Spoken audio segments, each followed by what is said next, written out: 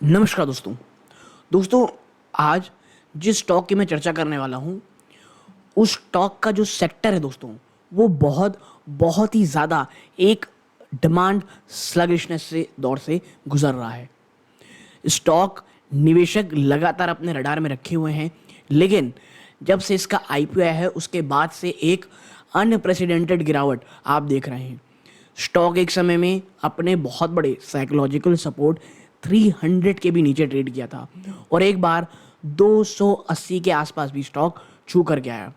मैं जो ये वीडियो रिकॉर्ड कर रहा हूँ दोस्तों, ये मैं संडे की रात को रिकॉर्ड कर रहा हूँ और तब स्टॉक 310 के भी ऊपर ट्रेड कर रहा है, जो कि एक काफ़ी पॉजिटिव सिनेरियो है दोस्तों। और जैसा कि हम सबको पता है Q4 के नंबर्स अब हमारे सामने आने ही वाले हैं। ऐसे समय में ये जो तेज़ी हो रही है, क्या इस तेज़ी का फ़ायदा उठाते हुए हमें इस लेवल्स पर निवेश करना चाहिए? क्या Q4 के नंबर कोई बहुत ज़्यादा फिनोमिनल आने वाले हैं? ऐसे तमाम इश्यूज़ में हम इस वीडियो में चर्चा करेंगे। मैं यही बताऊंगा कि मैं स्टॉक में निवेशित हूँ या नहीं हूँ और मेरी पर्सनल स्ट्रैटेजी क्या है दोस्तों। तो आप इस वीडियो को प्लीज़ पूरा ज़रूर देखिएगा, आपके बहुत सारे सवालों के जवाब यहाँ पर मिल जाएंगे। लेकिन आगे बढ़ने से पहले दोस्तों, मैं इसी प्रकार की वीडियोस बनाता हूँ। चैनल में पहली बार आए हैं, प्लीज़ सब्सक्राइब का बटन ज़रूर दबाइएगा। वीडियो अच्छी लगती हो लाइक ज़रूर कीजिएगा। तो अब वापस चर्चा करते हैं IQ लाइटिंग के ऊपर। देखिए, डिस्क्लोजर के रूप में बता दूँ, मैंने हमेशा IQ लाइटिंग में बात कही है कि भाई मैं तो एक्यूमुलेट कर रहा हूँ और 300 के नीचे जैसे ही जाता है एक्यूमुलेशन का जो सिनेरियो है, जो आप कह सकते हैं जो फ्रिक्वेंसी है, उसे मैं थोड़ा बढ़ा देता हूँ। हाँ, उसके बाद देखेंगे आप तो अभी इस स्टॉक में करेंटली मैं इसमें आप कह सकते हैं प्रॉफिट में तो हूँ, लेकिन मेरा जो निवेश का जो कह सकते हैं प्रोपोर्शन है कोई बहुत ज़्यादा तो नहीं हुआ है दोस्तों, ठीक है। लेकिन हाँ, IQ lighting as a company में मैं आप कह सकते हैं कि बुलिश हूँ, क्योंकि देखिए एक तो अपने बहुत ज़्यादा बुरे दौर से कंपनी गुजर रही है डिमांड सिनेरियो को लेकर के, प्लस एक्सपोर्ट में भी कोई बहुत ज़्यादा कंपनी को फ़ायदा नहीं हो रहा है। और मैं आपको बता दूँ, Q4 में ये जो रैली आप देखने को मिल रही है ना 310 के ऊपर, प्लीज़ इसके पीछे एक और चीज़ ध्यान में रखें।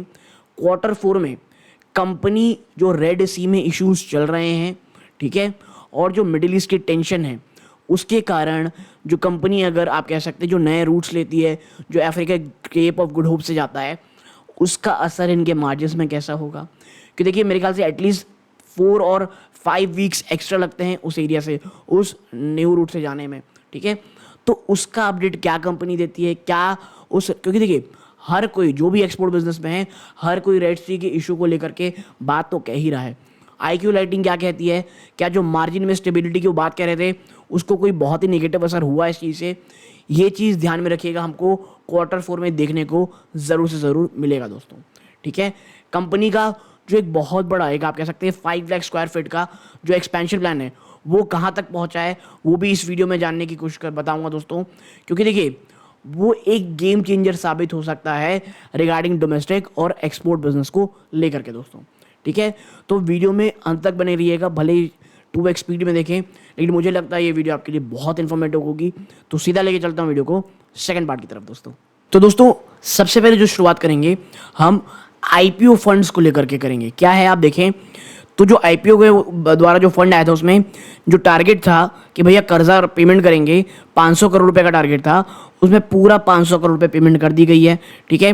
जो नई फैसिलिटी में इन्वेस्टमेंट की बात कही जा रही है, जो 2123 करोड़ रुपए के आसपास का टारगेट था, उसमें से 353.81 करोड़ रुपीस का टारगेट पूरा हो चुका है और आप कह सकते हैं 1769 करोड़ रुपीस का बैलेंस अभी बचा डिप्लॉयमेंट में, ठीक है। अब बात कर लेते हैं जनरल कॉर्पोरेट पर्पसेस की। 634 करोड़ रुपीस का डिप्लॉयमेंट की बात कही गई थी, जिसमें 385 करोड़ का डिप्लॉय हुआ है और जो बचा हुआ है दोस्तों वो 248 करोड़ रुपीस है। यानी आप इन तीनों को मिलाएंगे तो टोटल जो टारगेट दोस्तों जो IPO फंड था 3257 करोड़ रुपीस का, उससे आप ये कह सकते हैं उसका लगभग 2018 करोड़ रुपीस का आप कह सकते हैं पैसा यूज हुआ है अभी, ठीक है। माफ़ कीजिएगा, अभी वो बचा हुआ है, ठीक है। अब आगे बढ़ते हैं। अब देखिए इसको थोड़ा ध्यान से देखिएगा कि जो नई फैसिलिटी है ना IQ की, जिसके ऊपर बहुत ज़्यादा एम्फेसिस हर कोई कर रहा है। देखिए आप यहाँ पाएंगे 5 लाख स्क्वायर फीट का एक ग्रीन फील्ड प्रोजेक्ट कंपनी बना रही है। नोएडा में ये फैसिलिटी बन रही है दोस्तों, 3 ब्लॉक की फैसिलिटी होगी जिससे टोटल 5 लाख स्क्वायर फीट होगा। जिसमें पहला जो ब्लॉक होगा लगभग 2 लाख स्क्वायर फीट का होगा, जो दूसरा ब्लॉक होगा वो भी लगभग 2 लाख स्क्वायर फीट का होगा, और जो तीसरा ब्लॉक है वो लगभग 1 लाख स्क्वायर फीट का होगा दोस्तों, ठीक है। और ये पूरी फैसिलिटी 18 से 24 महीनों में बनने तैयार होगी, यानी आप कह सकते हैं लगभग 1.5 से 2 साल का समय लगने वाला है। करेंट स्टेटस, और देखिए जब मैं जहां पर भी करेंट स्टेटस कह रहा हूं ना, वो दिसंबर क्वार्टर के जब नंबर्स आए थे उस तक के समय की बात हो रही है। जो पहला ब्लॉक है ना दोस्तों 2 लाख स्क्वायर फीट का, वो कंप्लीट हो चुका है, जी हाँ, और मशीन का इंस्टॉलेशन प्रोसेस में चल रहा है, और एक्सपेक्ट ये किया जा रहा है कि Q4 के अंत तक, यानी जो मार्च क्वार्टर के अंत तक होगा वो ऑपरेशनलाइज होगा। अब जो Q4 के नंबर्स आएंगे, कंपनी उस समय जो बात कहेगी, देखना ये रहेगा कि IQ लाइटिंग को लेकर के कि इस फैसिलिटी को लेकर के कंपनी क्या कहती है, ठीक है। और ब्लॉक 2 में आप देखेंगे सिविल कंस्ट्रक्शन वर्क स्टार्ट हो चुका है ऑलरेडी, और Q4 फाइनेंशियल 25 यानी नेक्स्ट ईयर के मार्च क्वार्टर, आप कह सकते हैं मार्च महीने तक सेकेंड ब्लॉक जो है वो भी तैयार हो जाएगा। अब भाई इस फैसिलिटी का करेंगे क्या भाई साहब, यहाँ पे ना LED होम लाइटिंग बनेगी, सोलर पैनल मैन्युफैक्चर होंगे, और सिस्टम एंड ABS पाइप्स बनेंगी दोस्तों, और आप कह सकते हैं नई प्रोडक्ट लाइंस बनेंगी। और ये जो पूरी फैसिलिटी एक्सपोर्ट बिजनेस और नए प्रोडक्ट डेवलपमेंट में काम आएगी दोस्तों, ठीक है।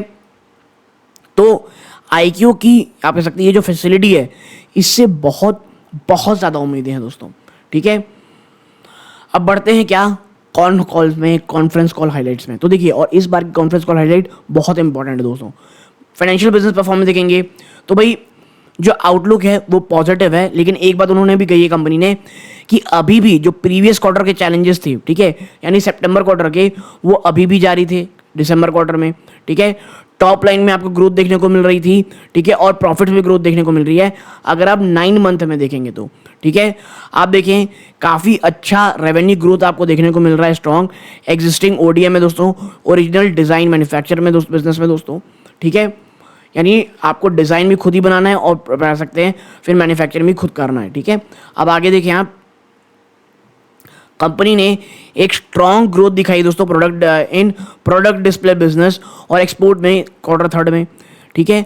अब आप देखें जो रेवेन्यू मिक्स है उसमें 50%, जी हाँ 50% हिस्सेदारी अभी भी ओरिजिनल डिज़ाइन मैन्युफैक्चर से आती है, ठीक है। और ये लगभग 32 से 35% हिस्सेदारी रखते हैं रेवेन्यू में IQ लाइटिंग का, ठीक है, फ्रॉम प्रोडक्ट डिस्प्ले। माफ़ कीजिएगा, 50% ODM है, 32 से 35% प्रोडक्ट डिस्प्ले से, और 17 से 18 आता है एक्सपोर्ट बिजनेस से। अब देखिए जो रेड सी में इश्यूज चल रहे हैं, क्योंकि जब ये कॉन्फ्रेंस कॉल हुई थी रेड सी में जो इशू चल रहा है वो इतना ज़्यादा सीवियर नहीं था, तो इसका जो इम्पैक्ट होगा ये बहुत ज़्यादा देखने लायक होने वाला है Q4 में।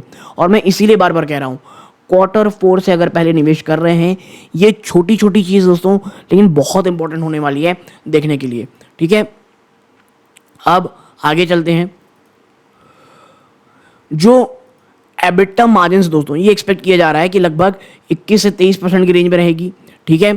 जो मार्जिन्स हैं वो एक्सपेक्ट किया जा रहा है कि ये एब्सोल्यूट नंबर्स में आपको बढ़ती दिखाई देगी। क्यों? क्योंकि वैसे रेवेन्यू तो बढ़ा है, बट जब हम परसेंटेज मार्जिन में देखेंगे तो लगभग 21 से 23% में भी स्टेबल रहने की बात कही जा रही है, ठीक है। और देखिए ये जो 21 की 23% की बात कही जा रही है ना, अगर ये जो रेड सी का इशू है अगर ये थोड़ा नेगेटिव रहता है और जो Africa cap of good hope से जा रहे हैं, क्योंकि देखिए वहाँ से मुझे जहाँ तक याद आ रहा है 4 से 5 हफ्ते का ज़्यादा समय लगता है दोस्तों वहाँ से जाने में कम माल को, तो उसका कितना नेगेटिव असर होगा ये देखना रहेगा। अब एक्सपेंशन न्यू प्रोडक्ट में देखेंगे तो भाई देखें यहाँ पे डाइवर्सिफाइड प्रोडक्ट रेंज है कंपनी के पास और 1000 से ज़्यादा SKUs हैं दोस्तों, ठीक है, SKU यूनिट्स हैं। अब आप देखें रिसर्च एंड डेवलपमेंट और नए प्रोडक्ट डेवलपमेंट में लगातार कंपनी निवेश कर रही है, ठीक है। जो नई फैसिलिटी बनी हमने ऑलरेडी बताया वहाँ पे कि वो LED home lighting, solar panel और रेफ्रिजरेशन और अदर इलेक्ट्रॉनिक सामान वहाँ पे बनेंगे, ठीक है। 1 सेकेंड। अब ये एक GCC मार्केट जो है दोस्तों, ये गल्फ कॉर्पोरेशन की बात कही जा रही है, कंपनी वहाँ पे एक्सपैंड करने की बात कही जा रही है और एक्सपोर्ट बिजनेस को फाइनेंस किए मिलेगा। अब भाई देखिए इनको गल्फ रीजन में जाना तो है, ठीक है, लेकिन प्रॉब्लम ये है कि गल्फ रीजन भी रेड सी से जाता है और रेड सी में जब इतने इश्यूज हो रहे हैं तो आप गल्फ में माल कैसे एक्सपोर्ट करेंगे, ठीक है। अब आप देखें plans for new product lines to be launch in next few quarter, कुछ नए क्वार्टर आप कह सकते हैं आने वाले कुछ क्वार्टर्स में कुछ नए प्रोडक्ट लाइन्स बनेंगी, इसके ऊपर भी चर्चा है, ठीक है। अब बात कर लेते हैं ऑपरेशनल अपडेट्स की कंपनी की दिसंबर क्वार्टर तक। तो देखिए यहाँ पे साफ है कि जो बैकवर्ड इंटीग्रेशन है और जो इन हाउस मैन्युफैक्चरिंग कैपेबिलिटीज़ हैं वो मार्जिन को इम्प्रूव करेंगे। अब भाई अगर आप खुद घर में ही माल बना लोगे तो आपका मार्जिन तो इम्प्रूव होगा ही। जो सिविल कंस्ट्रक्शन वर्क है ब्लॉक 1 में कंप्लीट हो चुका है, ब्लॉक 2 में अंडर वे, ये हम ऊपर ऑलरेडी चर्चा कर चुके हैं। ठीक है, आप देखें यहाँ पे कंपनी का जो बिजनेस मॉडल दोस्तों B2B यानी business to business with a focus on OEMs original equipment manufacture. और देखिए बिजनेस टू बिजनेस में ओरिजिनल इक्विपमेंट मैन्युफैक्चर में इसीलिए ज़्यादा फोकस है, कंपनी बहुत ज़्यादा डिपेंडेंट नहीं रहना चाहती है हाउसिंग सेक्टर की ग्रोथ में दोस्तों। ठीक है, factory visit plan in March to showcase new capabilities and product. मार्च में कहा जा रहा है, अभी देखिए अभी कितना सही होगा ये हमको जो इस बार मार्च क्वार्टर आएगा उसी में पता चलेगा। ठीक है, अब बात कर लेते हैं last but not the least कि भाई साहब फ्यूचर आउटलुक क्या होने वाला है। देखिए कंपनी फ्यूचर ग्रोथ को लेकर के तो कॉन्फिडेंस दोस्तों नए प्रोडक्ट और नए वर्टिकल्स को, क्योंकि देखिए इंडियन मार्केट में तो लगातार स्लगिशनेस यानी वीकनेस देखने को मिल रही है, तो उसे काउंटर करने के लिए कंपनी नए प्रोडक्ट लाइन लाने की बात कर रही है। And expectation of stable margin despite increase revenue and capacity utilisation. ठीक है, देखिए कैपेसिटी यूटिलाइजेशन हो रहा है, इंक्रीज हो रही है रेवेन्यू, लेकिन फिर भी जो एबिटा मार्जिन है वो बढ़ने की बात नहीं की जा रही है बल्कि स्टेबल रहने की बात कही जा रही है दोस्तों। ठीक है, तो एक बहुत ही छोटी सी एनालिसिस आप तमाम लोगों के साथ शेयर कर रही दोस्तों। मुझे ऐसा लगता है ये वीडियो आपके कुछ ना कुछ एजुकेशनल पर्पज़ के लिए काम आया होगा। आप यहाँ तक जुड़े रहे इस बात का बहुत बहुत धन्यवाद। ये वीडियो का अंत है। जय हिंद दोस्तों।